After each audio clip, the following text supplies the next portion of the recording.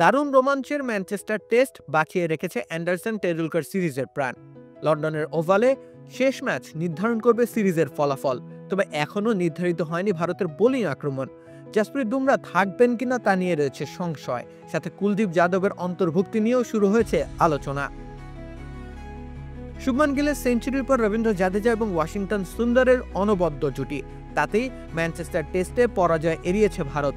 ম্যানচেস্টারে England জিতে গেলেই পঞ্চম টেস্টের মাহাত্ম্য নেমে যেত শূন্যের কাছাকাছি।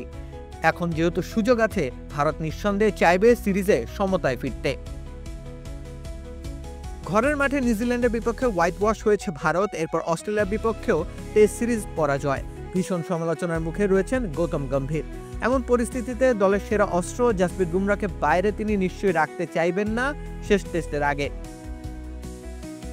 কিন্তু ওয়ার্কলোড ম্যানেজমেন্ট বিবেচনায় তাকে খেলানো দুষ্কর হয়ে দাঁড়াতে পারে গৌতমের জন্য। যদিও ম্যানচেস্টার টেস্টের এক ইনিংস বিশ্রামের সুযোগ পেয়েছেন জাসপ্রীত বুমরা, তবুও তাকে উপদেশ দেওয়া হয়েছিল স্রেফ ৩ টেস্ট খেলার।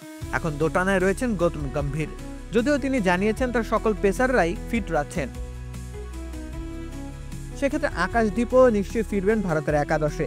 সমালোচনার তীব্র স্রোত রুখতে বুমরাকে নিয়েই হয়তো পেস আক্রমণ সাজাবেন গৌতম গম্ভীর। তবে একটা অন্তর্ভুক্তির বেশ জোরালো গুঞ্জন শোনা যাচ্ছে সর্বত্র। এমনকি অভিজ্ঞ ক্রিকেটাররাও কুলদীপ যাদবকে একাদশে সংযুক্ত করার পক্ষে মত দিয়েছেন।